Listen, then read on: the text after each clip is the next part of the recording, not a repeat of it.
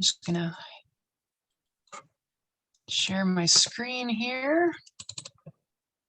Oh, there we go.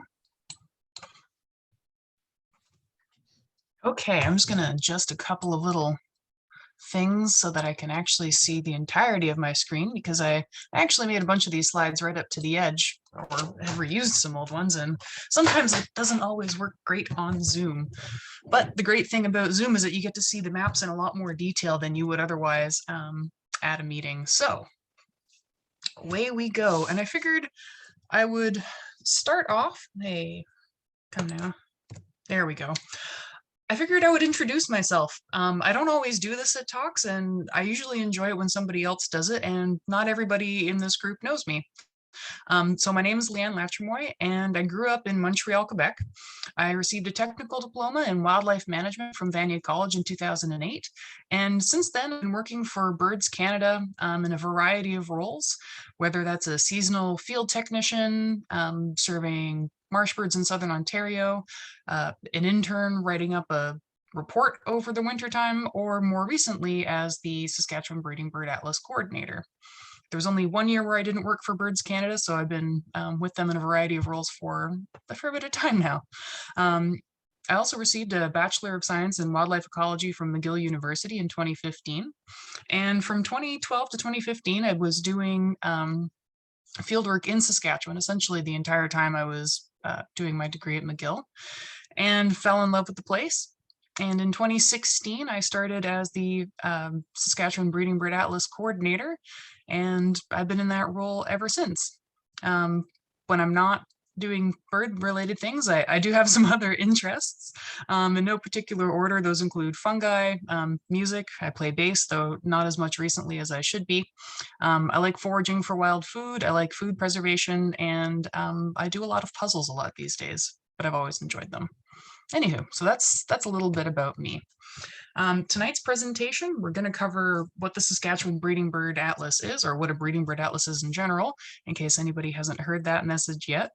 I'll talk about the Saskatchewan effort. I've got a little volunteer hall of fame, and so folks will have to forgive me for using some photos I had to grab off of Facebook. I'll talk a bit about our summer adventures, giving you kind of an inside look at how our summers go and what that looks like, a few Atlas bird highlights, and I'll show you some preliminary species maps, and then we'll talk about what's next for the Saskatchewan Breeding Bird Atlas and Birds Canada in the region. All right, so a breeding bird atlas is essentially a 5-year effort within a jurisdiction to document the distance of birds that nest in that area.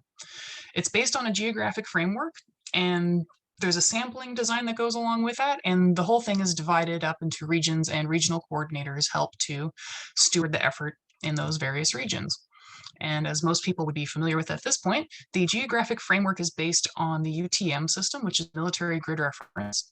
And it's a nested system of UTM zones. So we got 100-kilometer blocks and nested 10-kilometer squares within that. And so there's a unique designation for every single square within the province. And this is a grid that's, Canada-wide. It covers north and south. I know early on in the project, folks would ask, why didn't we use the township grid? Well, the township grid doesn't exist everywhere, and so this is an underlying framework that allows us to do this across Canada. We divide all of those squares into different regions, and we wrangle the help of some incredibly dedicated regional coordinators. In total, there are 6,914 Atlas squares in Saskatchewan. And so we got these regional coordinators to help steward the volunteer effort in a variety of different regions across the province. So these guys are the super dedicated volunteers. And, usually it's not a situation where you hand a regional coordinator a region and they wind up delivering it essentially on their own, or deliver the vast majority of it. But here in Saskatchewan, we don't have that great of a population. And a lot of these regional coordinators really went above and beyond what anybody would consider reasonable. So just a quick kudos to them. That sampling design and framework looks a bit like this on the left here. So in the south, we've got a systematic coverage of about 20% of the Atlas squares were just selected evenly. In the north, that didn't work out quite that way, in part because we designed it that way. So we used weighted coverage of ecoregions and habitats to help us, decide where we were going to go. So we used covariates like habitat, precipitation, fire frequency, expected diversity, and also closeness to roads and navigable waterways, which resulted in this system. Because if you can imagine, if we were to just do a random sample of the north, there would be a whole lot of atlas squares that would get selected in places where you would never be able to get to. So this was a bit more of a sane design, although this is certainly ambitious. Even within the atlas square, there is a bit of sampling done there. So we have all of these different point counts, and all of these point counts take into consideration the habitat coverage in the area. So normally there's 30 point counts selected within an atlas square. And if the habitat immediately adjacent to those point counts doesn't match up with what the entirety of the atlas square is, there is designated off-road point counts. So there's lots of sampling at a variety of levels. How is information collected? Information is collected in two primary ways, and we actually added an additional third for the Saskatchewan Atlas. So the first is general atlasing, and this is you're going around collecting a bird checklist, your regular e-birding, so you're noting date, time, and what you saw, as well as point counts, which are timed counts at specific locations. We've also incorporated bioacoustics, which is the use of automated technology or handheld technology to record bird songs. We've got lots of folks helping to collect information for the project. We've got volunteers, Atlas staff, as well as partners and supporters. Once all is said and done, a breeding bird atlas is published, so there's a description and a variety of maps that are made. Here's an example of the Manitoba Breeding Bird Atlas. The Saskatchewan Breeding Bird Atlas publication will look similar, and it will live online and be freely accessible to everyone. What's great about breeding bird atlases is because they're done in a systematic way, we can stitch them together from various jurisdictions to help paint a picture of bird diversity and relative abundance across large swaths of Canada. So you can see here for the Blackburnian warbler, it'll be really great to fill in that Saskatchewan gap. Atlases are also repeated at 20-year intervals, which allows us to detect changes over time in a bird's population and distribution.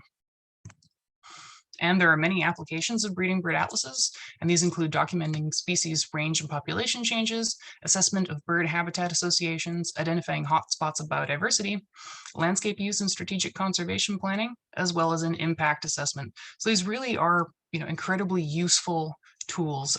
Even the Saskatchewan Breeding Bird Atlas, which hasn't been totally finished and wrapped up, it has been used repeatedly in Saskatchewan for a variety of uses. We've had many data requests to start using the data. So these are really great projects that, are useful to a wide variety of people.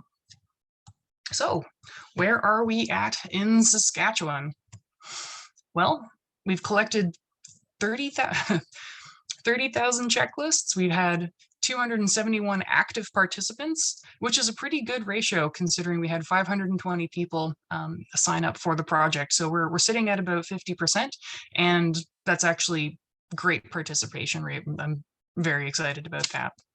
We have close to 3,000 squares with data. We have nearly 400,000 records of species.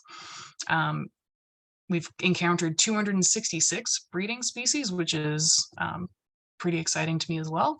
We have 18,000 hours, and we've collected over 16,000 point counts and nearly 4,000 bioacoustics recordings. There's going to be some more information that's coming in this fall. This map here was showing when we were making some decisions late in the year about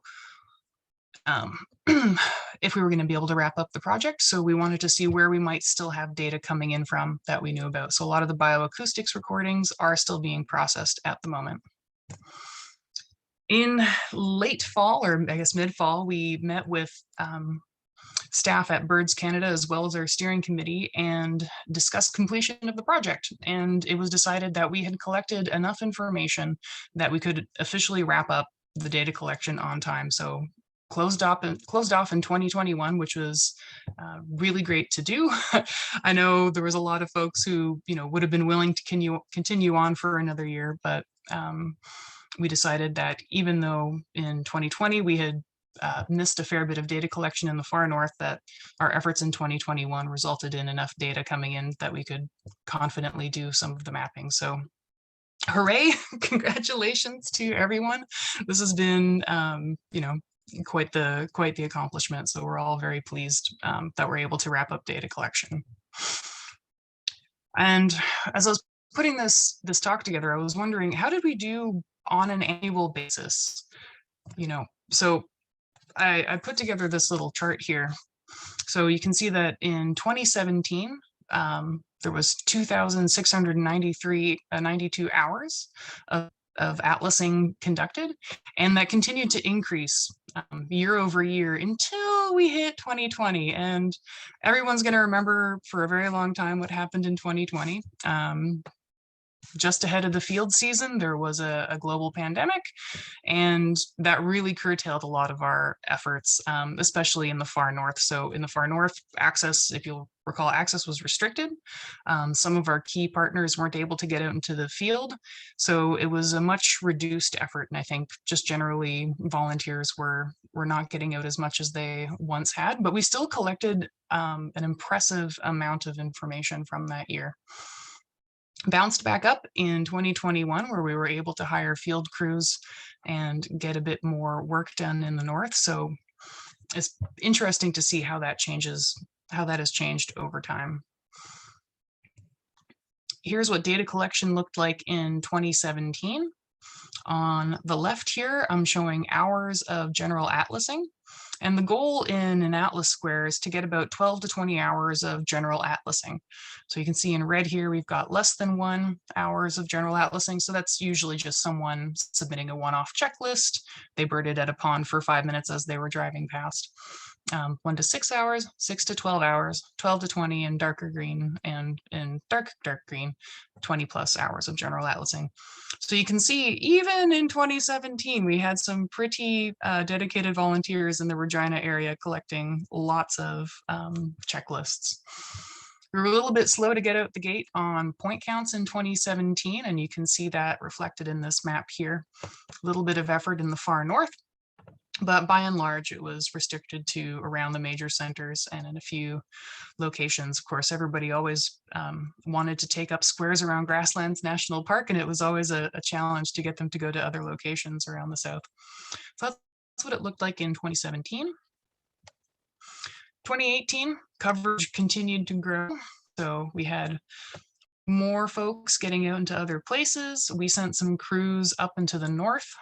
There was more northern expeditions overall, and point counting got a little bit more underway as well. 2019, we made some great leaps in the north. For the Breeding Bird Atlas crew, we had a lot of staff head out on these epic paddling trips. We even had a crew come in from Ontario and paddle the Churchill River. So a lot more coverage in the north, and you can see there's lots more coverage occurring in the south, but we had some gaps. Regions 13 and region 9 really don't have a whole lot of population in them, and we didn't have any dedicated coordinators who were able to live close by. I eventually took on coordinating region 13, but I couldn't devote as much time to it as I would have liked to. In point count coverage, we can see that increasing, especially in the south, with more and more of those priority squares turning blue. And again, in the far north, with some of those bioacoustics recordings coming in and point counts done on remote trips. In 2020, once again, we weren't able to get up into the north, but we were able to get a few recorders out into the hands of some of our colleagues at the Yadenene Land Resources Office. So they were able to deploy some for us. We were able to mail them up some recorders. And folks did get out and start plugging away at various areas of the south. And you can see that point count coverage in the south really starting to fill out. But we did still have some worrying point count gaps in the far north and in around the Reindeer Lake area. So we really wanted to make sure that we got those done, and especially region 13 for point counts was hurting a little bit. And lo and behold, in 2021, here's where we're sitting at for information. We still have some Zoom recordings that are being processed at the moment and other bioacoustics. So this will continue to fill out as more data comes in the next couple of months. But I think where we're sitting at for general atlasing hours is probably where we're going to be in the long run. I don't expect too much more general atlasing information coming in. The portal still is open. So if you are still missing a couple of checklists, feel free to enter those in. We wanted to get data in at the end of January just so that we could have time to review it all. But if you do have a strenuous checklist, please do submit them. We would love to have them. So that was really satisfying for us to see all of this coverage come in, and especially filling up these northern gaps this summer. So with that, I would love to say a great big thank you to the 271 active atlasers. This includes a whole lot of volunteers who have just put in enormous amounts of personal time, energy, and effort. A lot of folks have been with us since the very start of the project. Some people have come on midway. It's just been fantastic to see, this community of birders get together and come in and help. I know we've had folks come from all across Canada, from BC and Nova Scotia. It's just been fantastic to come see. We had a crew in northern Saskatchewan. We had folks from Ontario come in 2019 and 2021 to do remote paddling trips. So we're extremely grateful to all of these volunteers. And we know it wasn't always easy, especially in the early days of the project when things were a little bit more glitchy and, data entry wasn't as smooth, but everybody that has persevered with it, just want to extend a great big thank you, because we've made these tools a lot better through your feedback, and this will just keep living on to other atlases. So everything that we've done is been incredibly helpful for the overall process and just for knowing where birds are at in Saskatchewan. Nothing like this has quite ever been done. So kudos, and it's thanks to these people on this list. And this is just the start of this list. This is just the first 30. If you go on the website, you can see all the folks. So great big thank you. And with that, I just wanted to do a little bit of a Hall of Fame, because there are some incredible volunteers here. And I thought it would be neat just to see where different people have gone throughout the project.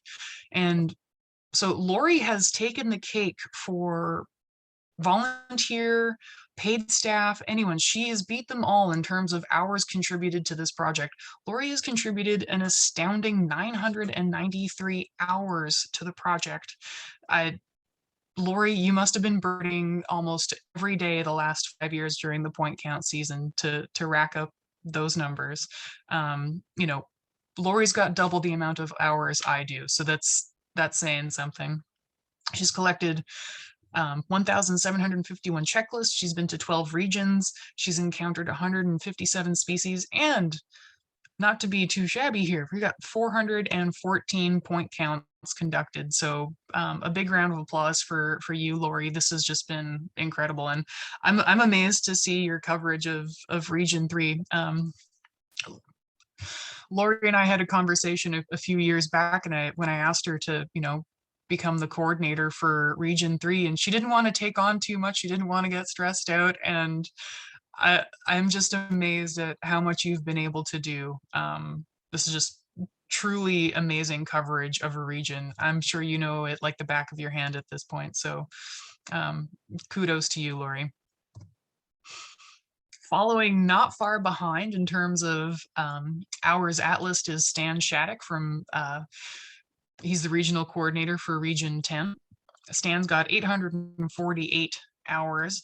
Stan has also recently come on as a contractor, and he's been listening to acoustics recordings. So unfortunately, Stan hasn't been up to these northern areas, but he has listened to a lot of recordings from the north as well.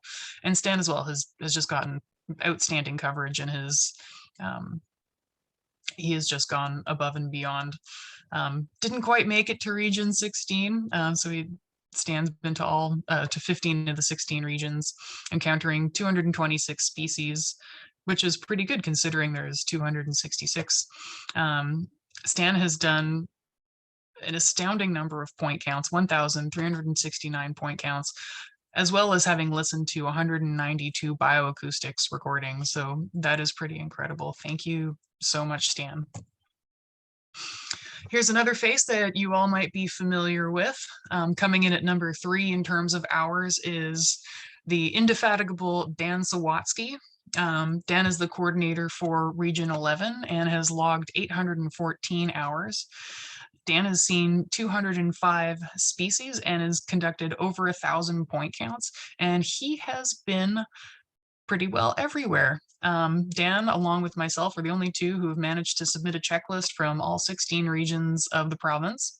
Dan joined us on a northern trip to Athabasca this summer, and you'll hear more about that in a bit. But Dan is also the eBird reviewer for the province of Saskatchewan, and as such, he is really great at reviewing data.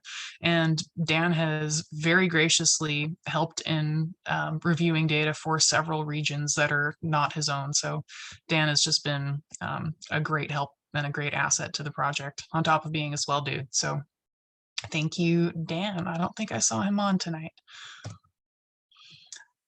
Coming in at number 4 in terms of hours is Chris Harris, and I'm sure all of you know Chris. I did see him on the meeting tonight.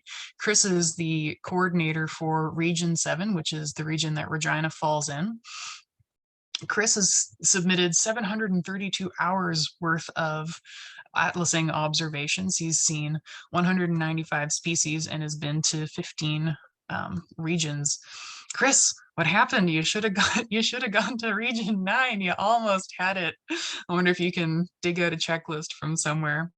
But Chris has been really great, and he's also used his position as a substitute teacher to help engage some kids in some bird watching. So I think that's always a great thing to do. So thank you so much, Chris.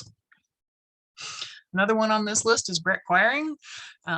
Brett has contributed 486 hours worth of general atlasing. He's seen 188 species and has also been to a large number of regions. Just over 1,000 point counts done by Brett, which is pretty impressive considering Brett has a full-time day job. So way to go, Brett. Brett is also a regional coordinator for Region 4. And my last 2 Hall of Famers, we've got Dale Jurdis. Dale's also put in 486 hours and has been to a smattering of different places. Most notably, he seems to be fond of the southern part of the province, which is fantastic. All of those border squares are really useful to get data from. He's done 99 point counts and he's seen 186 species. So thank you so much, Dale, for your contributions. And last but not least in this Hall of Fame, we've got Fran Curbs coming in with 420 hours. Fran has also been a bit of a point count machine. She's done 458, which is impressive.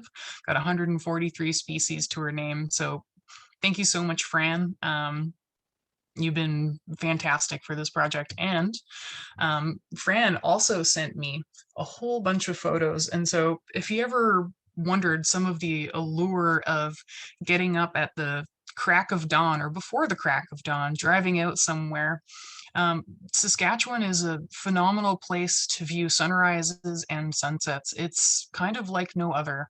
Usually you get just incredible 360 views of the sun coming up and painting the landscape. So these are just a sampling of the sunrises that Fran has photographed. And Fran has been very fond of photographing sunrises on her outings. So I think that's such a neat idea. Okay, shifting gears a little bit. I just want to give you guys a bit of a sneak peek into, or I guess a peek into what it's like to, run around and try to count birds in all corners of the province. In 2017, we didn't have a field crew, myself, along with Kyle Drake, the project manager, we were essentially the field crew for the Atlas. We were very, very fortunate in that our colleague, Steve Van Wilgenberg, who works for Environment and Climate Change Canada, is a strong partner on the project. And so he was doing a bunch of northern fieldwork and has for the entirety of this project. I was able to go along on some of his northern trips. And in 2017, I was able to head up on my very first float plane trip, which was really lovely, except that when you are doing a 5-day remote trip, you should probably bring pots and pans. This was a bit of an oversight on all of our teams. We got to our locations unpacked and realized that in all of the divvying up of the food, no one placed the pots and pans in any of the kits. It's a little bit challenging to eat dehydrated food if you don't have hot water. So you get creative in terms of making hot water.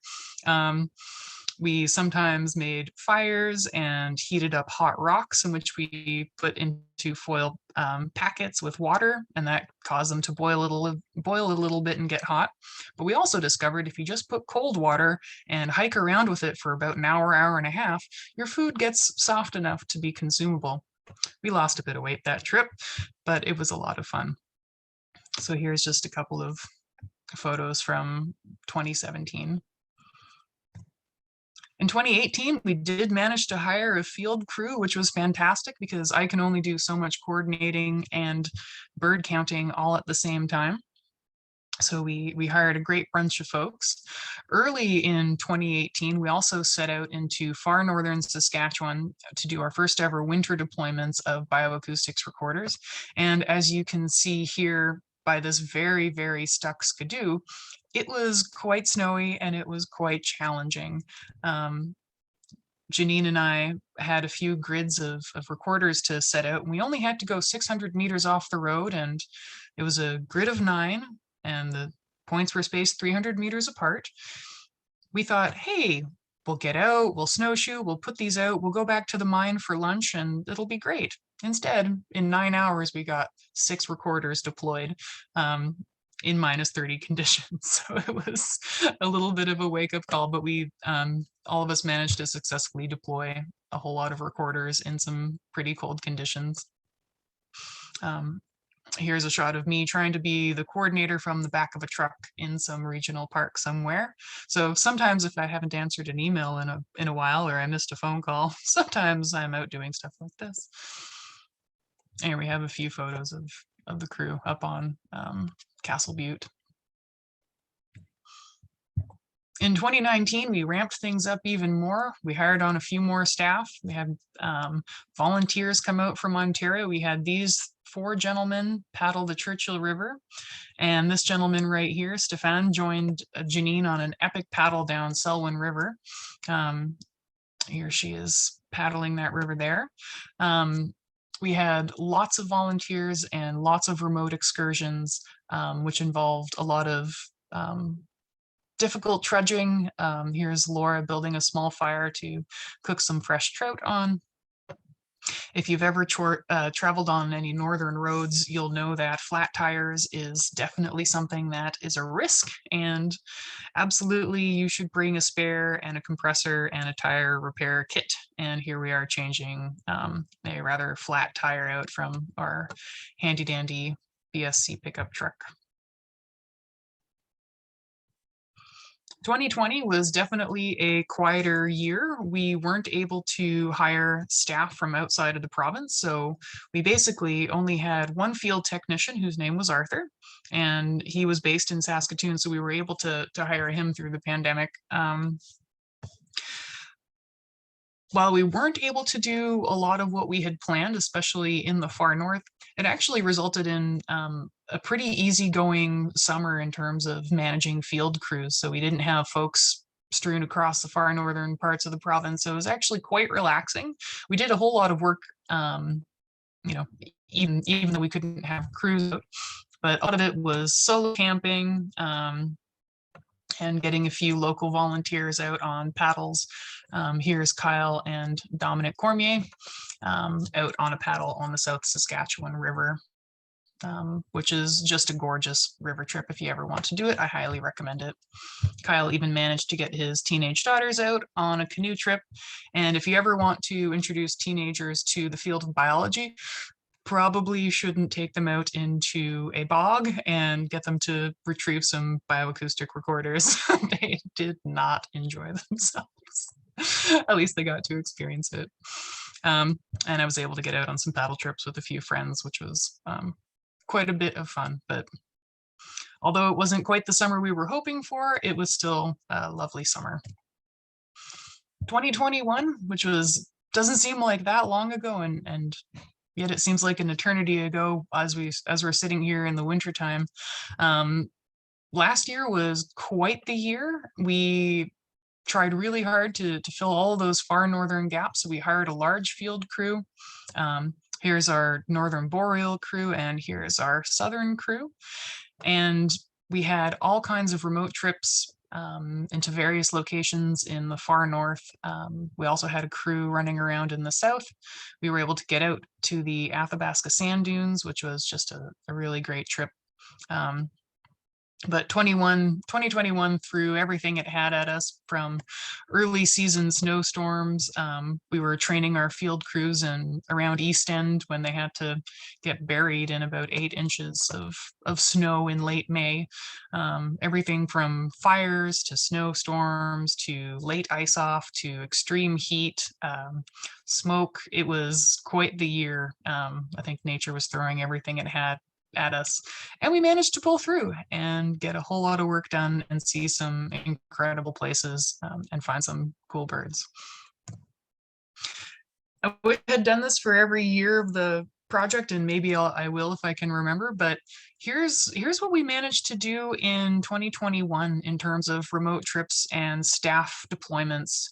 So in little dark people, those are staff. In green, those are partners. And the little yellow people are volunteers. So as you can see, we had a whole lot going on this summer, which involved a whole lot of logistics. And if you've ever done any northern logistics, you need a plan A, you need a plan B, and you need a plan C, and you'll probably wind up with some mishmash of all 3 of those. But I managed to get it all done. One of our crews up on Reindeer Lake had a bear tear through their tent. And one thing that you don't want to get when you are deployed remotely yourself right around here is to get a satellite text message asking where the spare tents are. You start to ask some questions and then wonder if you want to know the answers to the questions. Janine had sent a note wondering where the spare tents were because she was on helping this summer, and anywho, I said, I think they're at the office. And then I asked, why do we need spare tents? And she had informed me that one of the crews returned to their tent after a morning of point counts to find a bear had gotten into it, destroyed their tent, effectively destroyed their sleeping mat. So that was a bit of an extreme adventure, which was already quite the long adventure. Those guys started out in Southend and boated up with a guide all the way up to Kiniseo. So that was an adventure for them. So this is what summer 2021 looked like for us. Lots of boats, lots of planes, lots of trucks. Now I want to just have a quick chat about the Athabasca mission, because that was a predominant feature of my summer. And we were working with the Adenene Land Resource Office and their land technicians. And we were planning on getting a whole bunch of surveying done across Lake Athabasca. And we were successful, but it was a fun challenge to try to make it all work. Athabasca was covered in ice up until a fairly late portion of the summer. We had to delay the work by a week because ice off was so slow in the far north. And essentially we had plans for 2 crews. This isn't quite the plan that wound up happening, but this was just one of our planning documents. At any rate, we were going to be having 1 crew start in the north and do this side, and then we'd have a crew from the south travel the south portion of Lake Athabasca. The north crew included myself, Dan Sawatsky, and 4 members of the LeeAnn Land Resources office, and Dan was a champ. And here's a photo of him in the center. He was wading waist deep in water that was about 5 or 6 degrees to help push the boat out. Lake Athabasca has had quite high water for the last couple of years, and when we got to our locations, we found that it was really, really difficult to land a boat anywhere, and it was quite challenging to get to most of our locations, because on the North Shore, at least, a lot of the sites were low and fairly flooded out. But we managed to have a great time. I dragged Dan through the bog at unreasonable hours of the morning. I think this is probably about 2:30 here, as we're trudging out to try to see if we can get to our grid of points. But the lake had other plans. The lake had flooded back and we weren't able to get out. But we had a really great camp system with some great folks. So it was fun, and it was very, very challenging. That was probably the most challenging trip I've had to date. One day was incredibly challenging with deploying a whole lot of recorders and then heading back a few hours later to do point counts and pick them up. It was quite the adventure. But the North Shore is quite boggy, quite rocky. If you've ever been into the boreal forest and you've seen a whole patch of just boulders, this is called Felsenmeer. And this is quite treacherous while wet, because all of these boulders are just completely covered in lichen. But when they're dry, it's actually quite fun to walk across. Always a neat landscape feature. Here's a couple of photos from the South crew, which included our staff member Erica and Kyle, and these 3 folks from the LeeAnn Land Resource Office. I know they had a great time. They referred to this camp as Man Camp, in part because they were able to catch enough fish that they ate a fair bit of dried fish. Erica kept joking that they would just, hand her bits of fish to eat, and didn't sound like they had a lot of dishes to do. So it sounded like quite a fun camp to be at. Here's an interesting photo of a fish smoker that our land resources partners had built. So they had caught a bunch of lake trout and were smoking the fish and building campfires. So these guys got to see a fair bit of dunes on the South Shore. It seemed like quite scenic habitat.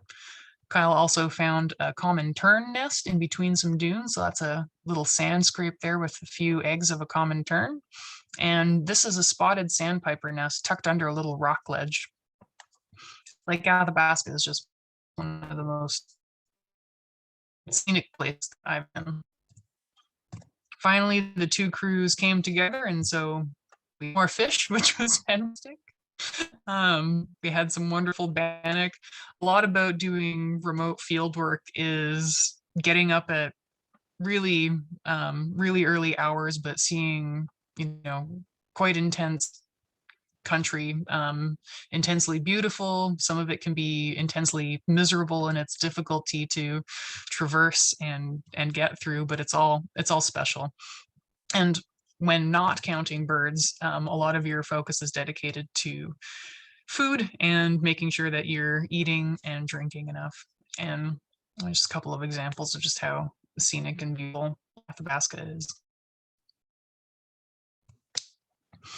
All right, changing gears again. I wanted to share a couple of highlights from the Saskatchewan Breeding Bird Atlas over the last few years. And one of my favorites is the crossbill breeding episode that happened in early 2017. This was before the Atlas had really gotten underway. This is before the first field season. I started getting notes from folks saying, hey, these crossbills are starting to act suspicious. What should we do? It's like, okay, we'll keep paying attention. I didn't have any experience with what nesting crossbills would be doing in the wintertime. So it was really interesting to have all of that unfold. And eventually people started seeing birds singing more, pairing off. Reports started coming in of birds carrying and gathering nesting material, and eventually young were found. So in 2017, 17 white-winged crossbills nested in a variety of locations across southern Saskatchewan.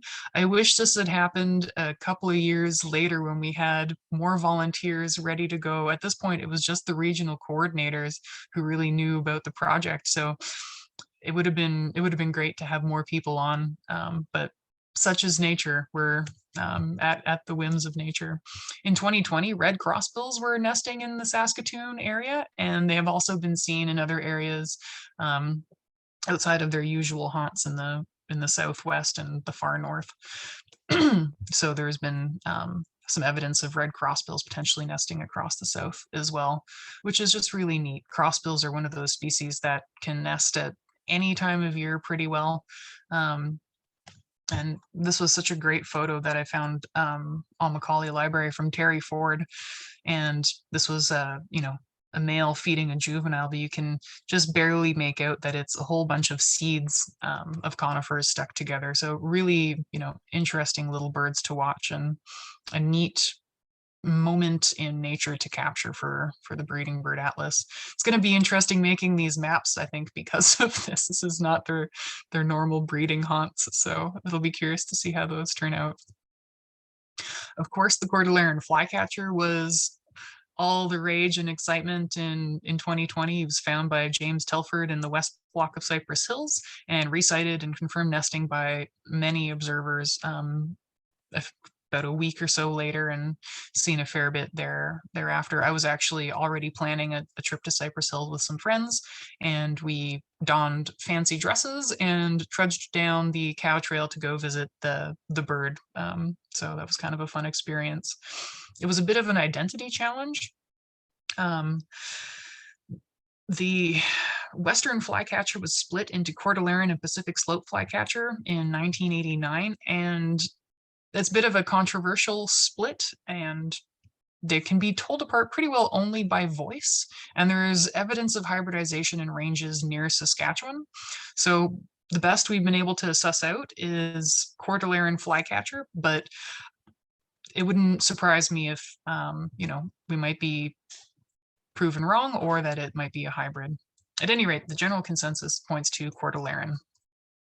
That was exciting, a first for Saskatchewan. Blackneck stilts increasing in the province has also been really neat to see. They were first recorded breeding in the province in 1987, and 2000 onward, there was sightings that were annually occurring.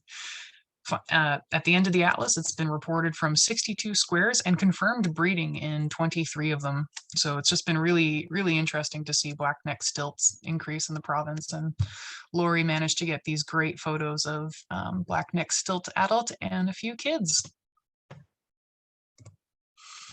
Another highlight from last year was a sage thrasher. It's a sporadic breeder in Saskatchewan, and one we were interested in confirming. Robin Bloom and Barbara Banman, who work for Environment and Climate Change Canada, found this near Grasslands National Park in 2020. And it was reported from one other atlas square, but here we can see this bird carrying food, which was confirmed, which confirms breeding evidence for the species. So that was exciting to see. Another highlight is the first record of probable breeding for Pacific loon in the province. These Pacific loons were found by Janine McManus in 2019, and a pair emerged from vegetation on a small pond near Scott Lake. So Scott Lake is in far northern Saskatchewan, basically right on the border with the Northwest Territories. There has been other singletons on Lake Athabasca, which are non-breeders, so they're not in nesting habitat, but they are hanging out cruising on the lake. And Dan Sawatsky and I were fortunate enough to see a few of those individuals. But these two coming out of emergent vegetation on a small pond in suitable habitat is enough for us to consider this as probable breeding, or probable breeding. Another exciting find was all of the red-throated loons heard in the north.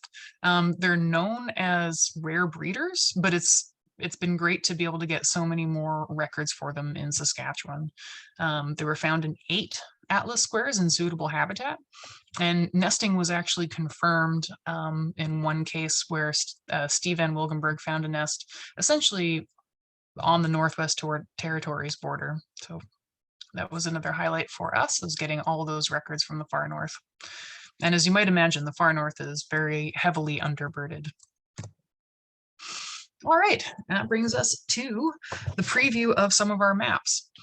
These maps come with a few caveats. These are early runs at these maps. These were done primarily for assessing whether or not we'd collected enough data. So the parameters used to make these maps were the same that were used in Manitoba. It was an unsupervised run, which means that there was no individual tweaking and checking done. These were just, purely done with the same parameters from Manitoba, just to see if we were going to be experiencing any problems. Not all the data are in. So, and especially when these maps were made in September, even less data than is in now was in the atlas. So there's going to be more information coming to help round out these maps. And there's going to be some species that are known to be data deficient, and this is expected. So just note, these are very preliminary maps. I'm just going to take a sip of water here. All right, so one of the maps that we're going to show is called a probability of observation map. And this is the predicted chance of finding each species after 20 hours of survey effort during the breeding season on a scale of 0 to 1. So 0% chance to 100% chance of encountering that species in 20 hours of surveying. Darker colors indicate a higher likelihood of finding it. And these scales are the same for all the maps. They always go from 0 to 1. So in this example of the common raven, you are nearly guaranteed to see common ravens in a large swath of the range. Relative abundance map. Oh, I should note that probability of observation, that information comes largely from general atlasing data. So this is your checklist that you've been collecting, noting the duration of your birding. Relative abundance maps rely on point count information only. The darkest shade represents the top 10% of predicted relative abundance values. So in this example for common raven, in these really dark areas, you're expected to see 8 or more birds if you do 15 point counts. So again, those dark shades, top 10% of predicted values, the remaining 90% of values are divided into 5 or fewer categories. And the levels are different for each species. So you're not going to assume that it's going to be dark red representing 8 or more birds per 15 point counts on every map. So take a peek at the legend, but it still gives you an idea for where you are more likely to encounter the species. So there's relatively more in this part of the range than, say, in the lighter shade of the range. All right, I figured I would start with the species that we have the most data for. So red-winged blackbird has been seen in more squares than any other species. We can see from this relative abundance map, the core of the range is kind of in this eastern swath here, which, as you know, if you've been birding around the province, tends to be a bit wetter than a fair number of it. I was always surprised that there was fewer red-winged blackbirds in the far north than I encountered. I just kind of expected them to be around lakes all over, and they were not. Let's click on the next one. Next up is American robin. That was the second most commonly observed species. And the core, the highest relative abundance that we encountered was actually in the far north. And I remember being quite surprised when I landed on this little lake up here and noting for the first time that, gosh, there are just robins all over the place. So it was quite impressive to see how many robins there were in the far north.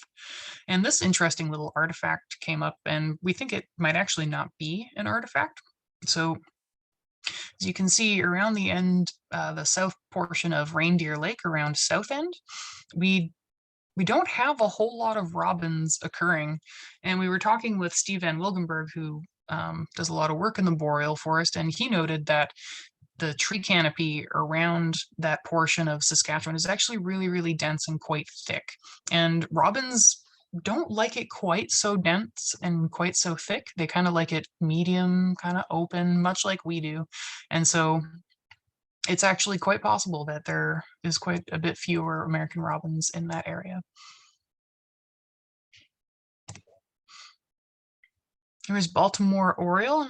I know folks are always wondering who's stolen their orioles and, if they can attract orioles to their yard. So hopefully this map will help folks realize where they may or may not be trying to attract orioles, being futile or not.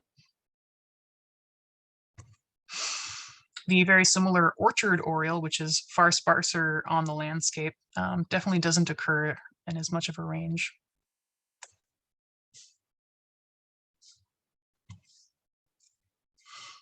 Here's a map for grasshopper sparrow, species that you commonly find in the southern portion of the province.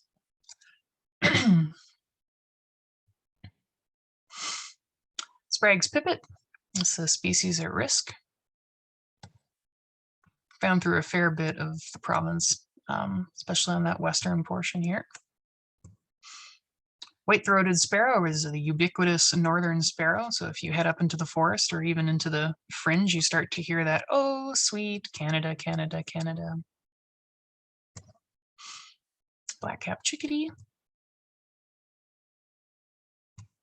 Common yellowthroat. And I think that's the last one. All right. So where are we at with completing the Saskatchewan Breeding Bird Atlas? The ultimate goal is to have it published online. And so right now I am in the midst of doing the data processing, gathering, reviewing, and cleaning. I'm hoping to get most of that wrapped up in March, April, so that as soon as that is done, the mapping process can begin. So we're expecting the mapping to take up until late 2022, early 2023. And during that time, we'll be working on writing up the written portion of the Saskatchewan Breeding Bird Atlas.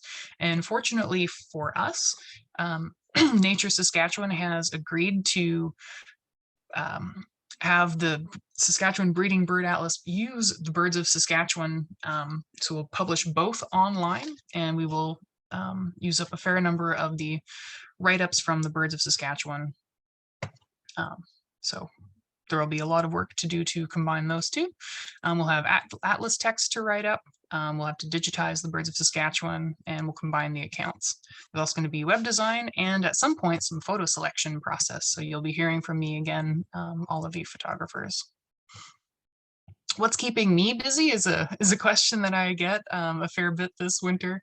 It's not a real paper hill to climb, but it feels like that sometimes. So a lot of what's keeping me busy is rare records review, data quality assurance, and quality control. So going over those old checklists and sorting out blank forms from when data entry was a little bit less stable, making sure all data entered as point counts is actually a point count, figuring out why there are checklists from California, Washington, and Montana. We had one from 1982, which certainly was not in the Atlas period. And just uploading data, dealing with paper forms, generally tidying up loose ends. So that's what's keeping me busy these days. What's next on Birds Canada's plate? We're hoping to do some Atlas wrap-up events in 2022, fingers crossed. So we haven't actually made any plans for those yet, but you'll be hearing from us hopefully in a few months as we sort out some of that. We're going to continue to steward the Saskatchewan Nocturnal Owl Survey, and we'll also continue to develop grassland bird monitoring, which we've been starting to work on over the last 2 summers. We're also going to reinstate the Prairie and Parkland Marsh Monitoring Program, so hopefully bring that up in 2023. What's up next for Atlasers? Hopefully a break. I know there's some folks who have been quite busy over the last few years and are looking forward to doing a little bit less in terms of being busy all summer counting birds. But as someone who's done some atlasing and then had an atlas end on them, you wind up missing a fair bit of that. Oh, I want to note down those birds. I want to head out and do a point count, do a survey. We're going to be encouraging folks to take on some breeding bird survey routes in case anyone's interested. Saskatchewan has 75 routes available. Routes are done once a year. There's 50 stops per route, and it's a 3-minute point count. So you need to be able to identify all the birds by sight and sound, and they do require a minimum 2-year participation. So you have to sign up and do this for at least 2 years, and ideally you sign up for a route and continue to do it for many, many years. It's the same time frame as the point count season for the Breeding Bird Atlas, May 28th to July 7th, and it's coordinated by Environment and Climate Change Canada. Newfoundland and Ontario also have active atlases, so if you ever wanted to go visit Newfoundland and have a bit of a hobby thing to do on the side and a reason to get out into nature, I know the folks in Newfoundland would certainly welcome some help. With that, I want to say a big thank you to all of our partners and supporters. This wouldn't be possible without funding to hire all those crews and get them out into the hinterlands of Saskatchewan. So thank you all so much for attending this talk. My contact information is listed there. If you want to become a Birds Canada member, you can do so for a donation of your choosing, but if you donate $50 or more, you get a quarterly copy of our magazine, which is called Birdwatch. So if anybody's interested in joining Birds Canada, you're not already a member. Membership is, however much you want or can donate. And if you want to visit the Saskatchewan Breeding Bird Atlas online, the website is sk.birdatlas.ca.